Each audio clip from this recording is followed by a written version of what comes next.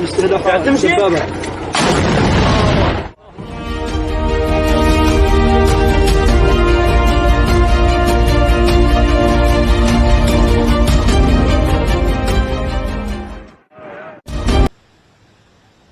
2-week trial at this Virginia courthouse has brought a measure of justice to the families of Americans kidnapped and killed in Syria.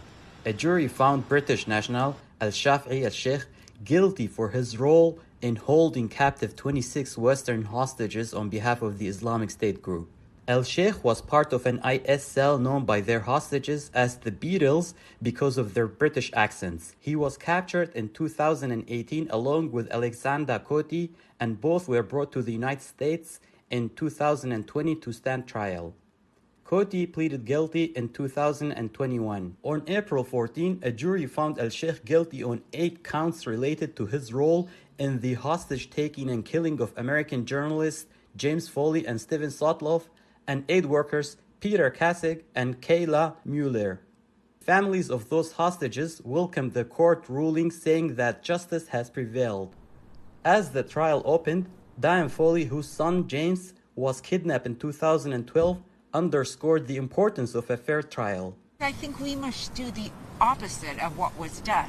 You know, that to me is the huge contrast. I mean, the British and the American hostages were given nothing. They were treated like animals, they were tortured, starved, they received no bit of justice. So I think it's important that we show how civilized people should react to others. That is why, experts say, this trial carried major significance. The US hostage families have been vocal in their wishes for the individuals involved in the abduction and the killing of their children to be held accountable for their actions in a US court of law. So this case really demonstrates how these families were at the forefront and how they've been persistently fighting for their children. Those involved in terror activity, including kidnappings and killings, rarely face trial in the country where their victims were from. For the U.S., I think for others outside of the U.S., it demonstrates the length to which the U.S. government and authorities will go to hold others accountable for the death of Americans outside of the United States, particularly in such egregious circumstances. Al-Sheikh's trial opens the possibility for U.S. law enforcement agencies to pursue similar cases against foreign nationals responsible for crimes against U.S. citizens abroad, Rogan says.